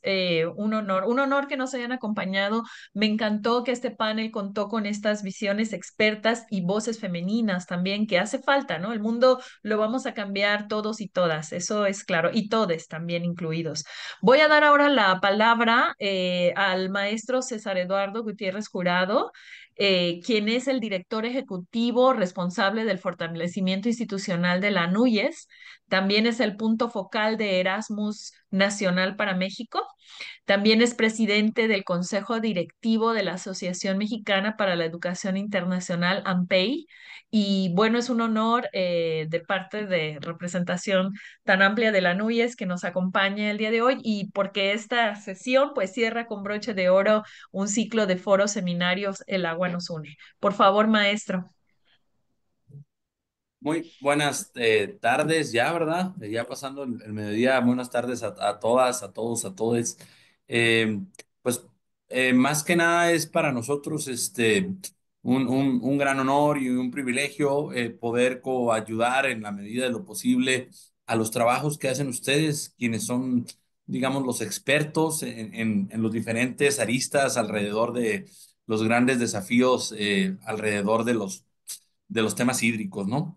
Sabemos que ahora sí que a lo largo y ancho de nuestro país tenemos una serie de desafíos importantes en ese sentido y reconocemos la, digamos, amplia labor que realizan todos ustedes, los investigadores, los académicos, expertos en las diferentes áreas disciplinares alrededor de los retos hídricos y sabemos que a través de la red de monitoreos de reservas de agua, hacen un gran trabajo, eh, digamos, con un presupuesto limitado, pero con una gran pasión y con un gran compromiso por lo que hacemos, entendiendo que eh, este es un problema sí, digamos, a nivel nacional, pero es un espejo a nivel regional y a nivel global, ¿no? Enfrentamos serios desafíos, como humanidad en este sentido, y lo que nosotros podamos abonar desde aquí, desde las instituciones de educación superior,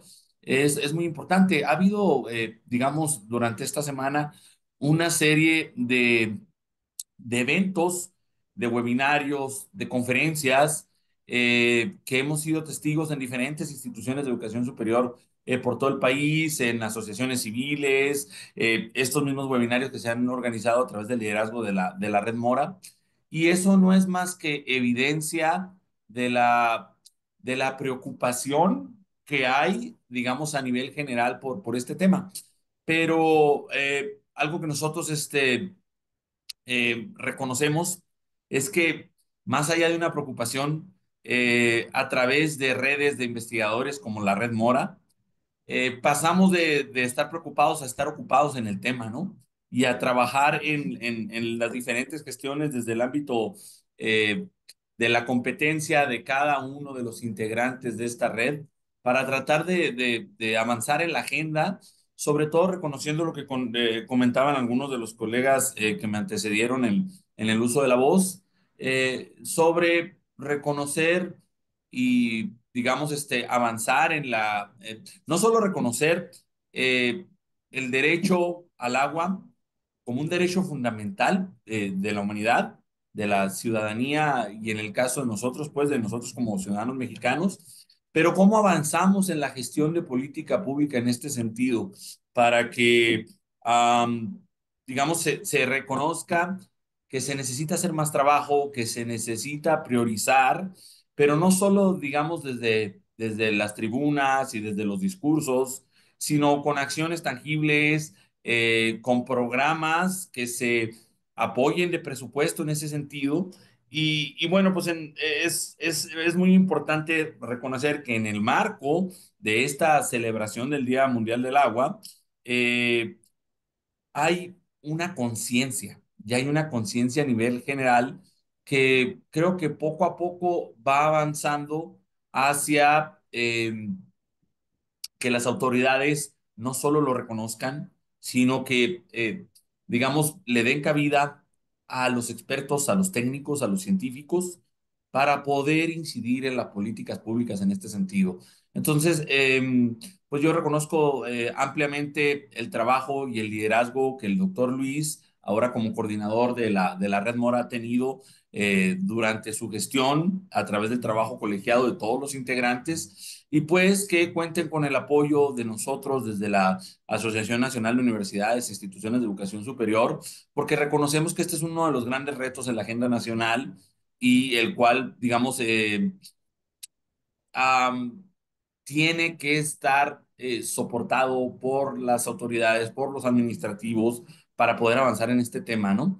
De nuevo, felicidades por este ciclo de webinarios, de conferencias y sobre todo porque, digamos, después de esta época disruptiva que nos tocó vivir en la pandemia, ustedes son quienes hemos visto que han aprovechado digamos, este punto de inflexión para reconocer que a través de las diferentes tecnologías, como son estas plataformas, podemos trabajar, digamos, más arduamente y adaptarnos a esta, digamos, llamada nueva realidad y realizar una serie de actividades a través de las diferentes plataformas como son estos webinarios, que si ustedes recuerdan en épocas pasadas, podíamos antes hacer quizás una conferencia al año de manera presencial con un gran impacto y ahora es distinto.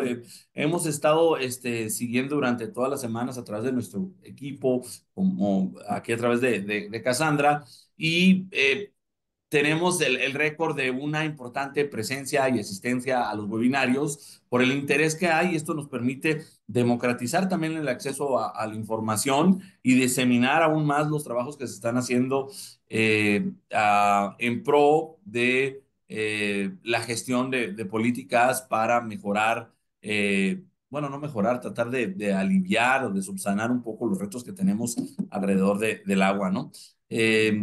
Pues sería cuanto, muchas felicidades a todas y a todos. Muchas gracias, Carmen, por coordinar este panel y al doctor Luis, nuestro agradecimiento y nuestro compromiso desde la NUYIS. Gracias. Y pues muchas gracias. Carmen, si me dejan nada más unas últimas palabras también, pues agradecerle a la Núñez todo su apoyo que nos dio esta semana. Fue una semana bastante interesante, intensiva también. Tuvimos cerca de 15 ponentes, a todo lo largo, gente de alto, investigadores y actores a todo lo largo del territorio. Entonces fue sumamente interesante todo lo que se vivió y todo lo que se discutió, ¿sí? Y bueno, pues estamos cerrando esta semana con este importante seminario y creo que fue un buen logro de todo lo que trabajamos esta semana, ¿sí? Pues le agradecemos a la Núñez, también a Cassandra y a Diana Santiago, todo lo que nos apoyaron para poder llevar a cabo este seminario y pues que vamos a poner disponible toda esta información para que siga compartiéndose porque estas experiencias y esta discusión como la que tuvimos hoy, la tenemos que hacer abierta para que más gente la conozca y la discuta cada uno en su región, ¿sí? Pues agradecerles mucho y pues estaremos pendientes para seguir colaborando. La Red Mora les pusimos ahí la plataforma donde hemos estado subiendo el trabajo que estamos haciendo de las 5 cuencas que pertenecen, ¿sí? Pues muchísimas gracias a todos y pues hay que seguir luchando por el agua, ¿sí? El agua que nos une. Muchas gracias. Que fluyamos, como dice Luisa. Saludos, gracias Gina, gracias Edith, gracias Luisa. Vámonos a la marcha y mil gracias a todos. Buenas jornadas. Sí.